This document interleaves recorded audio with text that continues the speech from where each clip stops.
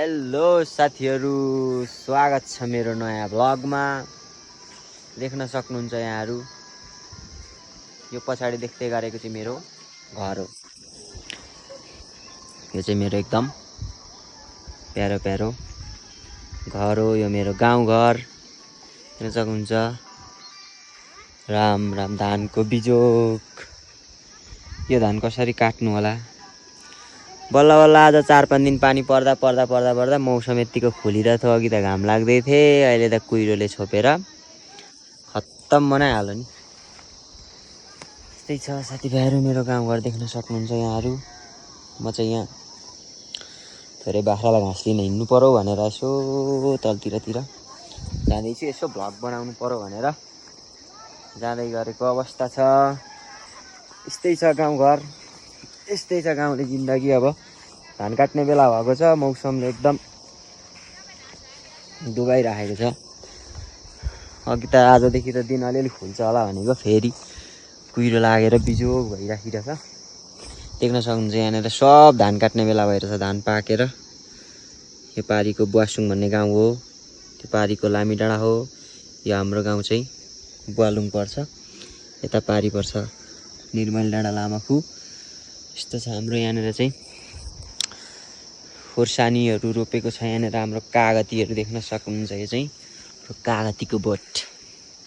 कागतीहरू यहाँ लगभग यो बारीमा 100 झ्याङको आसपासमा रोपेको छौँ हामीले।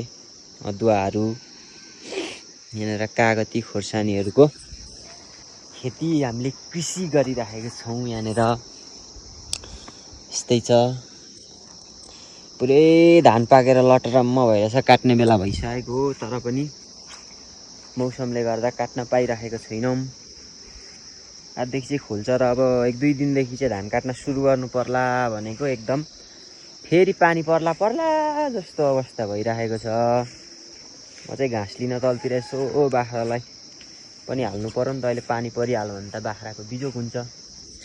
त्यही भएर चाहिँ भाइलाई, माथिल्लोको भाइलाई चाहिँ त्यहाँ अलिकति खन्यु झारिदेऊ त भनेर नि लिएर हिँडेको। केटो तल चढ्दैछ अनि उहाँ तल केटो सकि नसकि चढ्दैछ। म चाहिँ अलिक भाइलाई लिएर हिँडेको घाँस झार्नलाई। म चाहिँ भिडियो बनाउँदै हिँडेको। अलिअलि काहीँ त घाम लाग्दैछ, पुरै बिजोग भइरहेछ। उहाँ चाहिँ हाम्रो घर देख्न सक्नुहुन्छ एकदम। यो चाहिँ मेरो घर हो। घरलाई पनि पुरै केराघारले छलेको छ। करेला छन् लटरम्मै। धान लडेर यस्तो बिजोग अहिले धान लडेर पुरै कसरी काट्ने होला। यो पुरै मान्छेको धान काट्ने बेला भइसकिरहेछ। उहाँ पारी त काट्न थाले पनि के हो, थाल्न सुरु गरे जस्तो छ। तर पनि हाम्रो पनि 1-2 दिनदेखि त काट्ने बेला हुन्छ। बिस्तारै है भाइ, बिस्तारै लडिन्छ है। म चाहिँ यसो भिडियो बनाउँदै हिँडेको। आफ्नो गाउँघर यसो देखाउनु पर्यो नि त साथीभाइहरूलाई। यो चाहिँ हाम्रो यही कागतीहरू रोपेको छ यहाँनिर चाहिँ देख्न सक्नुहुन्छ तपाईँहरू। अस्ति नै यहाँ चाहिँ बर्खामा पानी पर्दाखेरि चाहिँ पुरै यहाँनिर थियो यो एउटा यसको बोट। यहाँबाट सोरेर सबै पहिरो लडेर यस्तो पुरै बिजोग भइराखेको छ। देख्न सक्नुहुन्छ यहाँ पर हामी मम्मी चाहिँ उहाँ घाँस काट्नु हुँदैछ। के बनाएको भन्नुहुँदैछ। म चाहिँ भ्लग बनाउँदैछु। हजुर कसलाई देखाउनु त, छन् नि यहाँ मान्छे देखाउने। अनि यहाँनिर पुरै लडेर बिजोग खेतामा ढ्याम्मै धान मेरो 5 पाथी आउने यहाँ धान पनि सबै पुरिदियो यसले।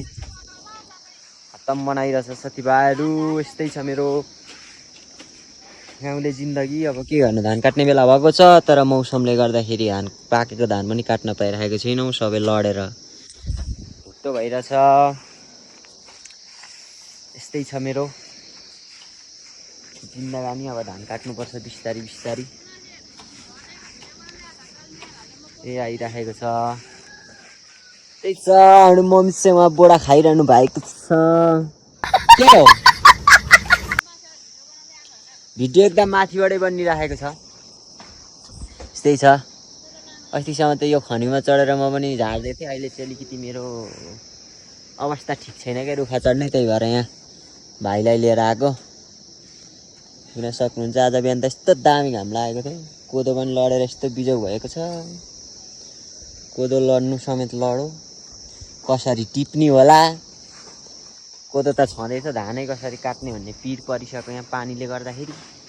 आजदेखि त उब्रिन्छ कि भनेको, त्यो पनि गाह्रै लाग्यो। यस्तै छ साथीभाइहरू। म चाहिँ यहाँ घाँस लिने ठाउँमा आइसकेको छु। माथि भाइले घाँस झार्दैछ भनेर, बाख्रालाई घाँस लिनु पर्यो भनेर यसो आइरहेको छु। यता चाहिँ राम्रो धान लड्नु हरि बिजोकै उठो नि। हैटेरिका कसरी काट्ने हो यो धान, टेन्सन भयो त सम्झिँदै मलाई। अब भनेपछि चाहिने भोलि पर्सिदेखि त धान काट्नु पर्छ होला। हातदेखि उब्रियो भने त पानी पर्ला जस्तो भइसक्यो फेरि। यस्तै छ गाइसहरू,